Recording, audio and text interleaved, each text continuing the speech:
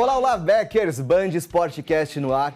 Eu sou o Guga Ernesto e para você que ainda não conhece, esse é o podcast oficial do Band Esporte Clube. Programa que você acompanha todo sábado, 1 da tarde, na tela da Band. Aqui no cast, o que a gente vai trazer? As melhores entrevistas que você viu no Beck, em versões estendidas, sem corte, sem censura. E hoje a gente traz uma entrevista exclusiva com o Pedro Mariano, para o quadro Backstage, conduzido aqui pelo Dudu Moiani. Tudo bom, Dudu? Tudo certo? O que você está fazendo comigo aqui, pelo amor de Deus? Dudu, eu quero te fazer algumas perguntinhas sobre como foi essa entrevista, né? E assim, o Pedro Mariano, na minha opinião, é da família real da música brasileira. Eu queria que você falasse um pouco pra gente, primeiro situar um pouco quem que é a família do Pedro Mariano, pra quem não conhece, e falar um pouco da sua relação, que eu sei que você tem uma relação pessoal. A minha relação, primeiro, é uma relação de admiração pela família real da música brasileira. Então, o Pedro é filho do César Camargo Mariano, que é um dos maiores maestros que a gente tem no Brasil aqui, e da Dona Elis Regina, que para mim é a maior voz que o Brasil já ouviu.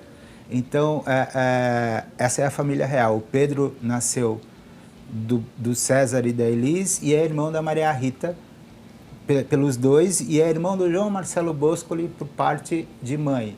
A minha proximidade maior com a família é com o João Marcelo. A gente fez algumas coisas juntos à época que a gente trabalhava na ESPN, eu e você, inclusive, fizemos um trap da NBA com o Rômulo Mendonça, com os jargões do Rômulo Mendonça, etc. Então a gente se aproximou ali naquele momento e desde então a gente continua sendo próximos. Então, a minha proximidade da família real da música popular brasileira é essa.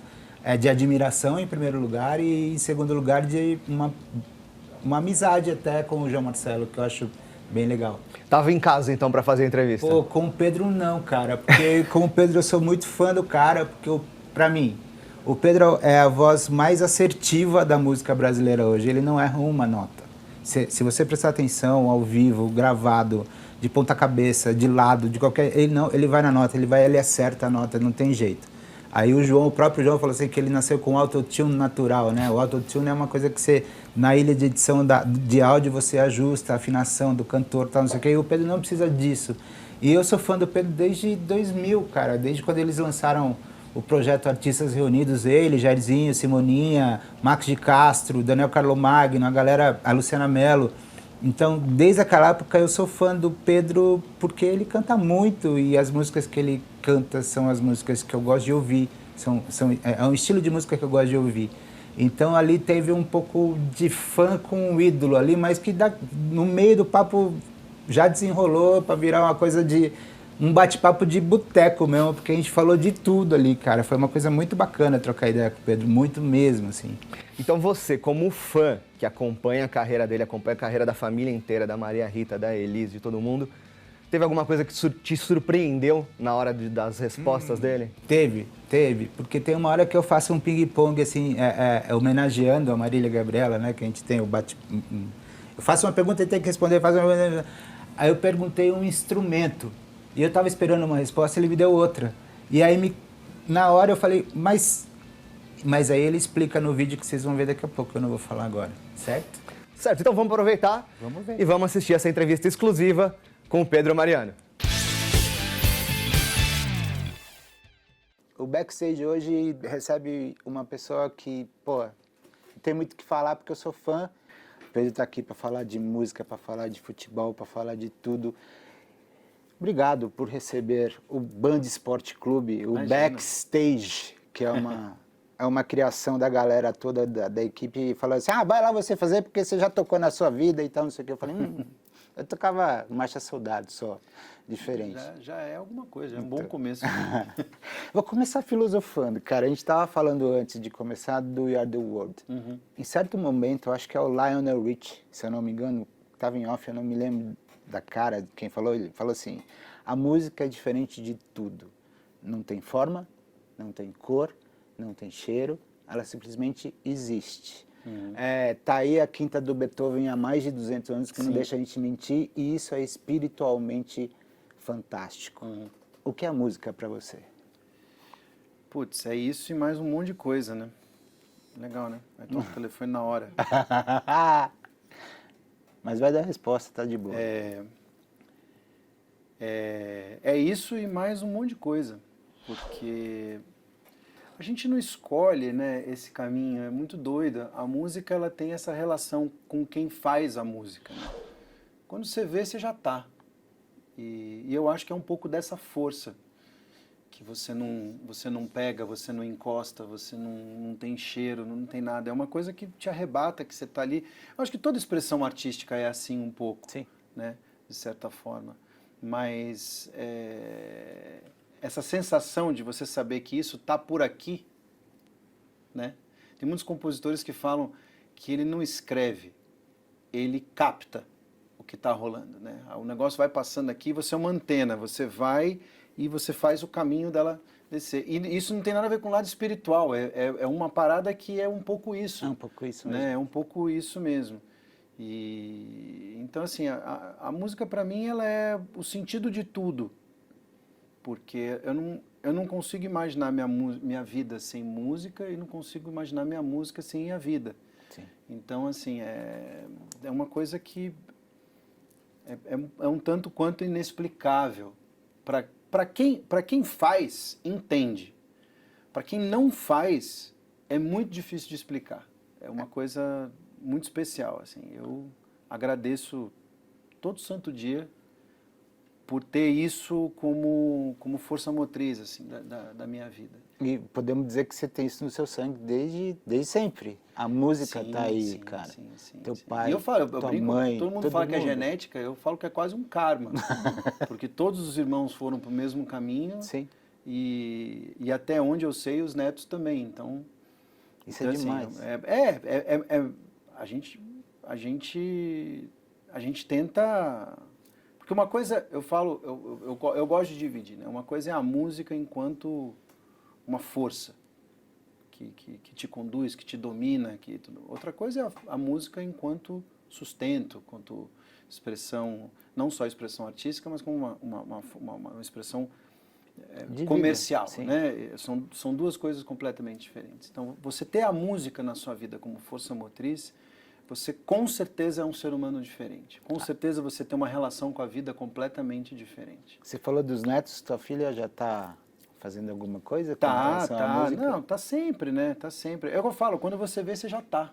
Você não vai atrás. Não tem um start point, não tem assim, eu estou pensando, você já A está fazendo. timeline já foi. passou e você tá... Às vezes a sensação que dá é que você puxa um pouquinho a timeline para trás, aí já rola um crossfade, né? Já rola uma sobreposição de épocas. De histórias e de tudo. Porque se você perguntar para mim qual é o momento mais antigo, mais pregresso da sua vida, assim, uma coisa mais remota da sua vida em que você estava pensando em fazer música, eu não lembro desse momento, porque para mim nunca foi outra coisa. Desde Confraria. Desde muito antes do Confraria. Caraca. Porque o Confraria eu já tinha 17, 16, 17. Eu estou falando desde sempre. Desde sempre. Eu estou falando de acordar cantando e dormir cantando e minha mãe ainda existia na minha casa. Então, assim, é sempre. É sempre. O que acontece é que num dado momento bate uma chave de que você quer fazer isso mesmo. Que não é mais uma força sem controle na sua vida. A sensação que dá é que você começa a controlar aquilo e aí você começa a canalizar aquilo para os seus objetivos de vida. Entendeu? Então eu acho que quem não vive de música tem essa força incontrolável dentro dele, né?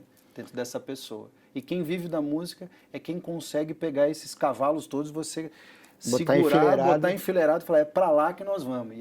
E aí cada um escolhe o seu caminho dentro dessa trilha. Tem que ser. Vou fazer tipo a Marília Gabriela agora, obviamente, não sendo a Marília Gabriela. Uma paixão é a sua maior paixão é a música? Acredito que sim. Vou te botar na parede. Qual a música que você gravou que você mais gosta? Depende. É muito difícil escolher porque tanto quanto para mim, quanto para quem ouve música e quem gosta de música, a música ela é um momento. Sim. A música, ela reage a um momento. Então, assim, da mesma forma que você se pega em casa pegando um disco dos Beatles e você fica meses ouvindo toda aquela sequência, aquelas décadas todas de criação, e aí você vai falar assim, aí se perguntarem para você, você vai falar Can't Buy Me Love, você vai falar Blackbird, você vai falar... Depende do momento que você É tá. o momento que você tá. Então, assim, hoje, por exemplo, hoje aqui em 2024, a música que eu mais amei gravar foi Cais, que é do meu disco mais recente. Sim. Ah, mas é porque é do recente? Não, é porque todo momento que eu estou vivendo hoje, ela sintetiza esse instante, né? Mas que é diferente da música mais importante da sua carreira. São coisas completamente Então, diferentes. qual é a música mais importante dessa Eu acredito que é Voz no Ouvido. Voz no Ouvido. É a música que me botou no mapa, né? Sim, Vamos sim. pensar assim. Eu me lembro, foi depois o Artistas Reunidos, certo? Foi em 2000. 2000. Baita 2001, disco aquilo, gente. 2001. Aquele disco é sensacional. Um instrumento. A voz? A voz. Eu achei que se fosse falar bateria, gente. Não, a bateria é um canal. Entendi. É um canal. É um dos canais que eu uso para domar essa fera toda e me ajudar a seguir na trilha. A São bateria, seus cavalos. de certa forma, são meus cavalos. Ou, diria... não, talvez a minha carruagem. Entendi. Os cavalos são a minha voz. Nossa, voz. É ela que me conduz em tudo. Porque a bateria ela surge muito tempo depois, né? Eu começo a tocar bateria ali perto dos, sei lá, 17, por aí, uns 17, 16, 17, 18 talvez. É quando eu começo a tocar um pouco pela curiosidade, por amar esse instrumento também, né? O meu irmão, o João Marcelo, ele é baterista, ele teve sempre bateria em casa, mas a gente estava aqui brincando em off, né? Eu sou canhoto, então o instrumento, a bateria, tal qual o violão, eu preciso trocar todo, eu preciso inverter o eixo dele para que os meus membros dominantes cumpram o papel que o instrumento exige. Então, como a bateria sempre estava montada para destro, eu adorava tocar, mas eu me sentia um incompetente, um completo idiota sentado na bateria, não acontecia Fazendo nada. ao Eu contrário. amava, mas não acontecia nada. Até que nessa fase, que eu já tinha uma banda, inclusive, Confraria, a gente precisou trocar o baterista e quando o baterista novo chegou, ele era canhoto.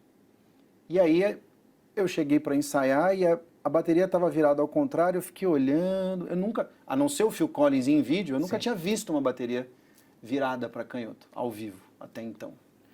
E aí eu olhei aquilo e falei, rapaz, deixa eu dar uma volta nessa bike aí. Ele, pô, toca aí. A hora que eu sentei e tudo aconteceu, eu falei, cara, parece que eu sempre toquei isso aqui. E aí eu falei, nossa, que delícia. E aí brinquei um pouco, cheguei em casa, falei pro João, falei, a bateria tá pegando poeira lá, posso montar? Ele, pode. Aí eu montei a bateria e assim, por uns 4 anos, talvez mais, eu perdia umas 3, 4 horas por dia tocando em casa com os meus ídolos, né? Então eu nunca estudei bateria, eu tirava um som com os meus ídolos, né? Então eu toquei com Earth, Wind and Fire, eu toquei com Michael Jackson, eu toquei com Chaka Khan, eu toquei com Quincy Jones, eu toquei com Stevie Wonder, eu toquei com a galera toda, entendeu? Isso é muito bom. Uma vez eu estava com o teu irmão, ele falou, eu falei, eu não conheço ninguém que é mais assertivo em notas como o Pedro, eu falei para ele. Aí o João virou e falou assim, ele tem um autotune interno. Não sei se ele te falou isso ou não, mas então é uma inconfidência. Ele falou assim, ele canta muito, ele é o cara que mais canta no Brasil e desenrolou um monte de elogios para você que eu falei, é isso, né? Vindo dele, a gente pode suspeitar bastante, né? Afinal de contas, temos um corporativismo familiar muito bem estabelecido. Bem estabelecido. Vamos continuar o ping-pong ou então a ficha técnica, como eu costumo chamar, um esporte. Eu fico dividido entre futebol e tênis. Futebol e tênis. Tênis você gosta de quem? Roger Federer. É o maior de todos os tempos, pelo menos para mim. Para mim também é. É que é um tênis arte, né? Vamos falar assim. Não, eu tava conversando com um amigo meu, amigo meu, compadre e produtor de 12 dos meus 13 discos que eu lancei, o Otávio de Moraes. Aliás, 11 dos meus 13 discos que eu lancei. O Otávio de Moraes, que joga um tênis fino também, adora.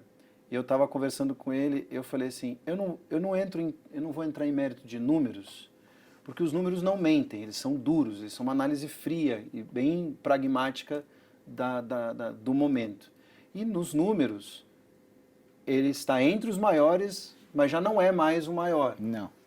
Mas ninguém tirava coelhos da cartola durante um jogo. Era lindo como ele tirou. jogar. Ele simplesmente fazia coisas que você falava, não é possível, o cara estava nas cordas, como é que ele fez isso agora? E fazia. E assim, outros tenistas são mágicos, né? O Nadal tem uma força mental e uma força física surreal, o Djokovic é completo em tudo, né? Então o Big Three, né, que eles chamam. Sim. Mas as tomadas de decisão e as soluções que o Roger Federer encontrou em quadra eram coisas assim de tirar o fôlego. E eu acho que esporte e entretenimento, eles caminham muito juntos. Né? Os americanos ensinaram isso pra gente, né? Eles caminham juntos. E ninguém me entreteve, me encantou mais vendo tênis do que o Roger Federer e o Guga. O Guga jogou muito também, né? E o Guga. E um time de futebol? Eu? São Paulo. Tá Futebol feliz Clube. da vida, acabou de ganhar um título e tudo. Qual foi o melhor São Paulo que você viu? Títulos. Todos, né? Pra falar a real. Não, na verdade, Campeão na tudo. história não falta nenhum. Quer dizer, falta a Champions League, né? O espanhol, o Tem italiano. que ser convidado e tudo. Infelizmente ainda não vai acontecer isso. Mas O melhor São Paulo que você viu jogar? O melhor São Paulo que eu vi jogar? Ou um São Paulo da sua cabeça, Não, um São Paulo eu acho fantástico. que o maior São Paulo que eu vi jogar foi 92, 93, com o Tele, né? Esse São Paulo era surreal. Mas eu amava o São Paulo do Cilinho, porque foi o São Paulo que me fez querer ir a estádio, que me fez querer ligar a TV para ver meu time Os jogar. menudos do Cilinho. Careca, Silas, Miller, Pita. Assim, era surreal aquele time de bom. Então, foi por causa desse time, mas o Tele, 92, 93, pelo amor de Deus. Música e futebol você encontra onde na sua vida? Na música que você regravou do Pepeu? Também. Eu gravei uma música em homenagem ao Romário uma Sim, vez. é verdade. Eu acho que são dois universos que casam muito, né? Eu lembro, por exemplo, o irmão da minha mãe, o Rogério, ele era técnico de som dela e ele jogava na várzea todo final de semana. E eu e o João, a gente ia acompanhar, ficava sentado atrás do gol só para ver o tio jogar e não sei o quê. Então, assim... E depois, invariavelmente, o Artistas Reunidos começou depois de uma pelada, né? A gente jogava todo sábado e depois, de repente, a gente começou a fazer um som. Então eu ia com chuteira, shorts, bumbo, caixa e pratos no carro. Na pelada. Se a pelada for ruim, eu já vou montando a bateria. E tá tudo certo. E tá tudo certo. A primeira a gravação que você fez profissional foi no disco do João Marcelo. João Marcelo Boscoli e Companhia, ou tô enganado? Como discografia, sim. Sim. Como mercado fonográfico, sim. Foi Sim. a primeira vez que eu gravei, a primeira aparição minha foi no disco dele. Como Nossos Pais ao Vivo, tá lindo aquilo, cara. Aquilo ainda foi antes do disco. E entrou depois. Entrou depois, a gente colocou como bonus track. Bonus track. Tem um selo chamado Now? Tem um selo chamado É a minha música preferida sua. Ela só não é a música mais importante da minha carreira, porque o que Voz no Ouvido fez por mim é incomparável. Mas Now foi a primeira música que um compositor fez e entregou para mim. Foi a primeira música inédita que eu recebi na minha vida, ou seja, para mim tem uma relação muito especial, porque quando um compositor compõe uma música, ele resolve não ficar para ele lançar a música e ele ser o artista a defender essa música, ele entrega para um intérprete, precisa ter muita confiança. É tipo um filho, você pega, embala ele e entrega. Falou assim, você que vai cuidar dele agora. E essa foi a primeira música que eu recebi, do Daniel Carlomagno, do Max de Castro. E durante praticamente quase toda a minha carreira, eu parei de tocá-la em show em 2014. Ela é linda, cara. Assim, E só parei porque o projeto que eu estava fazendo, que era de orquestra, ela não cabia, ela não casava com o projeto. Fui nesse show. Mas eu já estou com ela no estaleiro, fazendo um update para ela voltar para a turnê. Sabe o que eu acho legal de você, da sua carreira? Talvez eu esteja viajando um pouco naturalmente, eu viajo muito. Me parece que você é muito próximo ao que sua mãe fazia. Não descobrir, Mas colocar novos compositores na mídia, você fez com Tó, você fez com Danny Black, o Daniel Carlomagno, que você falou que pouquíssima gente da grande mídia sabe quem é. Você fez isso muitas vezes. Muitos desses caras eu fui o primeiro a gravar, né? Sim. A gente vive uma época completamente diferente da minha mãe, que, enfim, as figuras que ela lançou explodiram para o mundo depois que ela cantou, sem que ela perdesse não só o espaço, como a proeminência. Porém, a gente vive um mundo completamente diferente hoje, porque, a começar pelo fato de nós não temos mais acesso às fichas técnicas. Sim, isso é uma desgraça. Então, a não ser que alguém fale que tal música é de tal compositor, invariavelmente aquela música passa a ser sua. Sim. Né? E o que é desesperador, por um lado, porque você falou do Tó. O Tó gravou primeiro no YouTube, essa música, foi onde eu fiquei sabendo, conheci. Fui a um show, conheci o Tó e falei, quero gravar essa música. Ele falou, manda brasa. E aí eu comecei a trabalhar lá em show até que ela ficou pronta e eu gravei. Isso em 2012. No 8. Gravei no 8. Eu gravei essa música. Então, assim, o primeiro registro dessa música fonográfica é meu. Mas, assim, eu já vi um monte de gente falando assim, pra você dar o nome do Ferrugem? Já vi pra você dar o nome de não sei quem, do Cinco a Seco. E por quê? Porque ela foi a desbravadora, mas não foi a música que digamos assim, que emplacou pro grande público. Mas talvez, se eu não tivesse gravado, talvez ninguém tivesse chegado até ela. Então, assim, eu não tenho essa, como é que se diz? Eu não tenho essa... Pretensão? Não, eu não tenho essa vaidade Sim. de querer ser o pai da criança, entendeu? Mas eu acho que a gente vive um momento de distorção de algumas coisas, justamente porque a gente não tem acesso a todas as informações que a gente precisaria ter. Como isso, por exemplo. Né? Como, por exemplo, Daniel Carlomagno. Muita gente não sabe quem é, mas todo mundo conhece Simples Desejo, entendeu? Simples Desejo da Luciana Mello. E que também já foi gravada pelo Ney Matogrosso, por causa da gravação da Luciana Mello. E então, vai assim, uma escadinha. É uma coisa... Aqui internamente, entre nós, a gente sabe tudo que está rolando. Então a gente tem essa informação. Não que o público precise saber, mas eu acho que a partir do momento que você some com a ficha técnica, você some com muita gente. Com muita gente. Entendeu? Um mercado muito grande. Eu trabalhei nesse meu novo disco, né, o disco mais recente, o Novo Capítulo, com um arranjador que trabalhou com Quincy Jones, com Michael Jackson, com Lionel Richie, com Chaka Khan. O nome dele é Jerry Hay. Era meu sonho. Eu não tinha, você fala assim, mas você não tinha sonho de trabalhar com o Quincy Jones? Eu tinha. Mas antes de chegar no Quincy Jones, eu tinha sonho de trabalhar com esse cara. Porque ele escreveu metais pro Earth, Wind & Fire, pro Michael Jackson. Cara, para todo mundo. Assim, nos anos 80 não tinha uma música que não tivesse metais, que não fosse ele que tivesse escrito. E uma marca registrada, e eu sempre fui apaixonado. Mas por que eu sei que esse cara existe? Porque você ia lá no encarte, eu via a ficha técnica. Exatamente. Tudo que eu gostava, eu abria a ficha técnica e olhava e falava, é esse cara.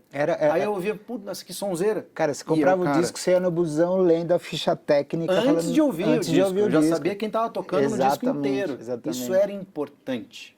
Isso fazia diferença pra gente.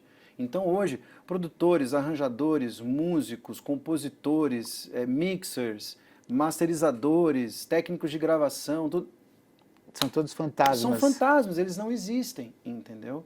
Isso é triste, cara, porque não só é uma falta de informação, como são profissionais que existem, cara. Porque assim...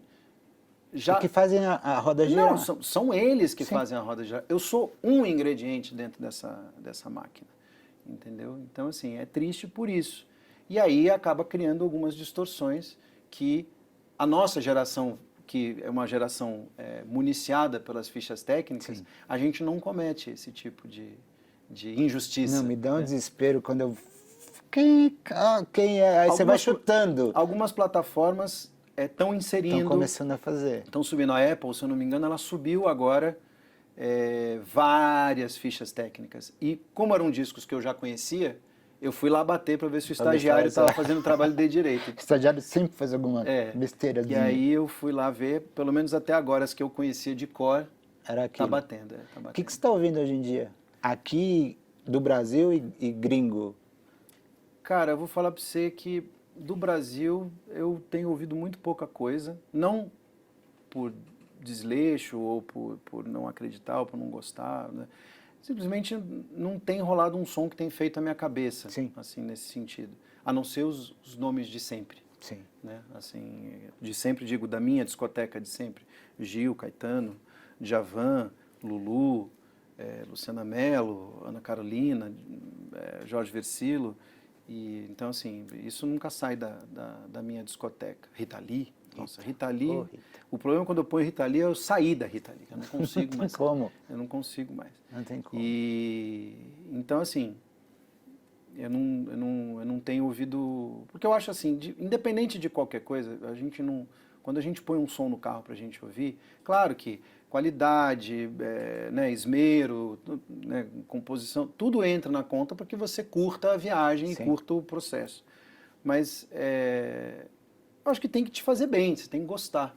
E a música mundial hoje, não é só do Brasil, a música mundial hoje, ela está muito repetitiva. Pasteurizada. Eu acho que é pior que pasteurizada. Ela está repetitiva mesmo. Criaram formulinhas e estão repetindo essa formulinha incansavelmente. E todo mundo escolhe, pega a fórmula, vamos aqui. E o algoritmo fica jogando para você aquele monte de tranqueira, entendeu? É isso. Que para você sair da espuma e achar alguma coisa que realmente vale a pena, dá muito trabalho, porque é uma profusão de gente lançando, né? Se você abrir a plataforma e ver new releases, né, os novos lançamentos, cara, é sem fim, é uma lista que não acaba. Você fala, cara, não dá tempo, porque você não lança mais álbum, você lança faixa. E aí, enfim, aí vira um dominó interminável. Então é muito difícil. Então a tendência, pelo menos nas pessoas da mesma geração que eu, a tendência é continuar ouvindo o que já sempre ouvia. Ouvimos sempre a mesma coisa. Sempre a mesma coisa. O que não é bom. Também. Porque assim, eu sou inquieto, eu adoro descobrir coisa nova. Então, quando alguns anos atrás, o Conrado, na época do 8, o Conrado me mostrou um compositor norueguês que canta em inglês, mas que o cara faz um som meio diferente, assim, que não estava... Que não era o que estava todo mundo fazendo, e aí eu descobri. E aí eu falei, quer saber? Eu vou ficar aqui na Noruega, cara, vou dar uma olhada aqui, o que está rolando aqui, porque esse cara tem um som diferente. E aí você começa a descobrir não só ele, aí você descobre Dirty Loops, aí você descobre All Board, aí você conhece, aí você vai vendo e fala, cara, tem um mundo aqui que eu não conhecia. Mas você foi para o Uruguai já? Eu conheço o som do Uruguai, mas assim... Drexler, você gravou? Não, Rory Drexler, pra mim, ele já é um cidadão do mundo, né? Eu já gravei música dele também, tudo. Mas assim,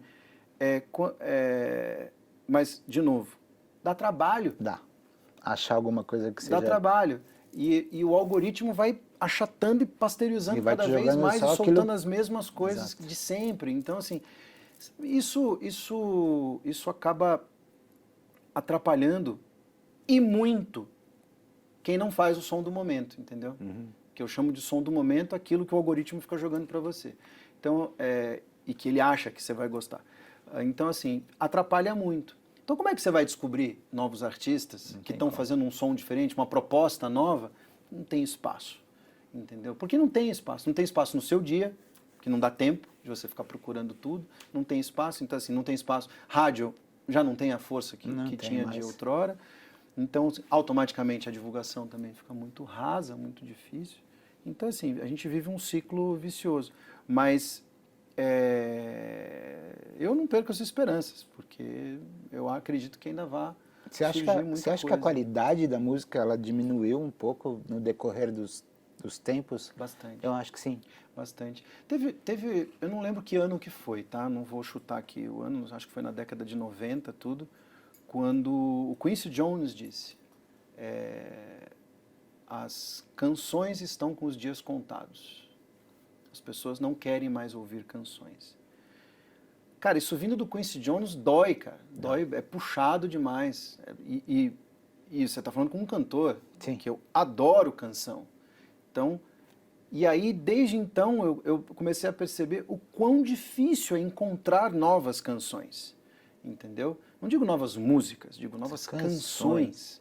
Porque a canção é o que dura para sempre. É a canção que dura. Não é o trap, não é looping, não é sample, não é batida, não é balada. O que dura para sempre é a canção. É o que é de verdade, né? E ela não é fugaz, ela não é etérea.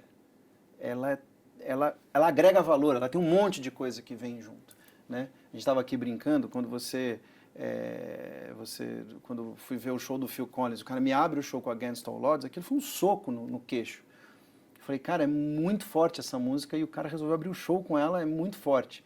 E aí, coincidência ou não, os grandes programas de entretenimento com música, lá estão as canções. Sim. Mas não estão na rádio, não estão nos players, não estão nas divulgações. Mas quando você quer prender a atenção do público em frente à TV para assistir o seu programa, são as canções que eles colocam lá. Isso. Entendeu? Aqui, lá fora, tudo, né? Você pega AGT, o American Idol, o The Voice, tudo. Na hora de fazer o programa e segurar a bucha e segurar todo mundo na frente da TV para assistir, são as canções. São as canções. Para terminar, qual é a sua inspiração de vida?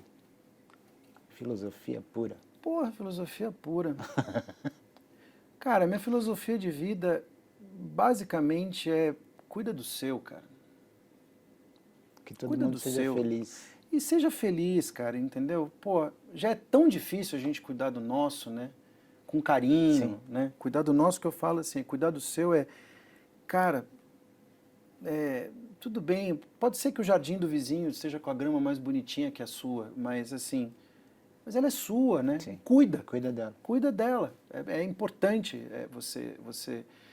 Porque assim, eu levo isso muito a ferro e fogo na minha profissão e na minha vida, porque, cara, só eu gostando de mim eu vou convencer as pessoas a gostarem de mim.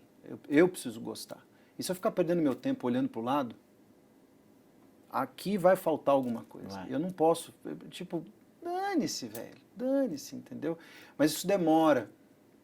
Teve que ter muito cabelo branco ainda para eu chegar a essa conclusão.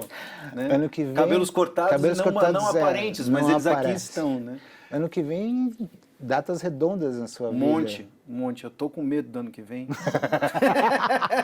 Tô com medo dele. Ah, meu Deus. É muita coisa, cara. Porque assim, a minha vida pública começou numa data dessa. Sim. E já vão fazer 30 anos dessa data. Então, assim, é muita coisa. Eu tenho muita ideia na cabeça.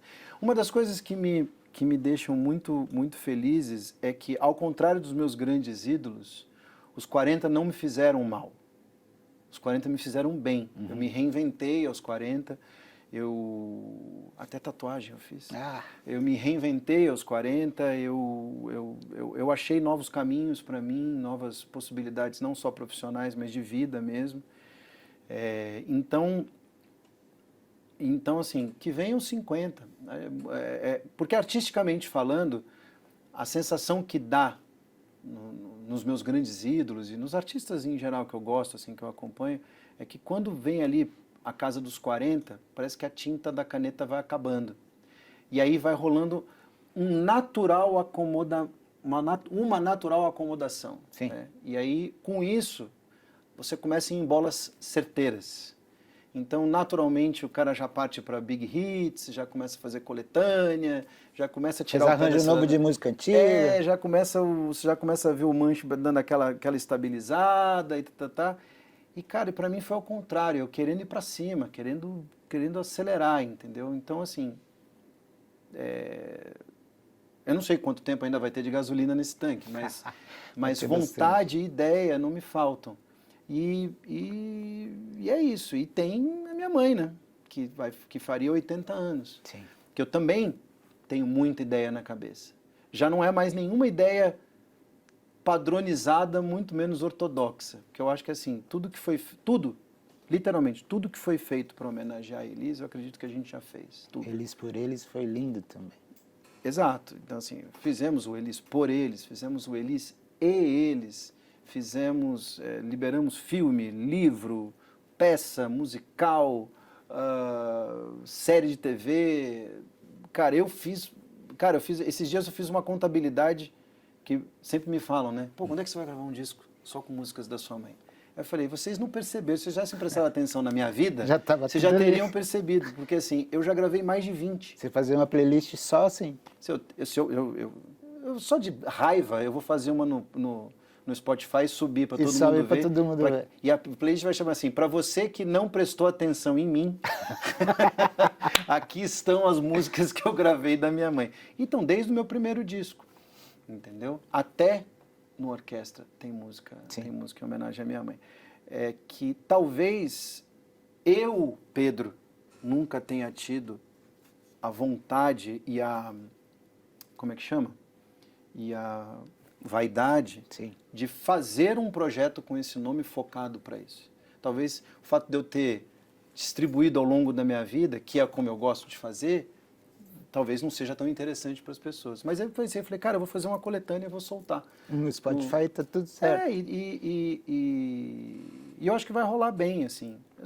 Mas eu não faria um projeto? Não, claro, ainda tem um monte que eu não gravei que eu gostaria de gravar. Mas hoje já não faz mais a minha cabeça. Teve uma época que fez, mas não era o momento. Sim. Porque eu tinha outras coisas acontecendo e aí eu decidi por adiar. O trem passou e eu não quis fazer. Então, as minhas ideias hoje que envolvem o nome dela são ideias um pouco mais fora da caixa, assim, um pouco mais diferentes. Esperaremos. Pode esperar. Ansiosamente, eu diria. Pedro, muito obrigado. Obrigado mesmo. Foi Uma muito delícia. legal trocar essa ideia. E Delícia. vamos tocando aí, que ano que vem é 50, 30 e 80. 50, 30 e 80. É um bom nome de projeto. Não é? Valeu, Pedrão. Obrigado. Valeu, obrigado, gente. Esse então foi o Backstage com Pedro Mariano, conduzido aqui pelo Dudu Manhani. Eu sou o Guga Renesto e volto no próximo Band Sportcast, porque você já sabe, aqui no Back estão todas as tribos, todos os esportes, tudo que você não vê nem ouve em outros lugares. Paz, amor, alegria para todo mundo e até a próxima!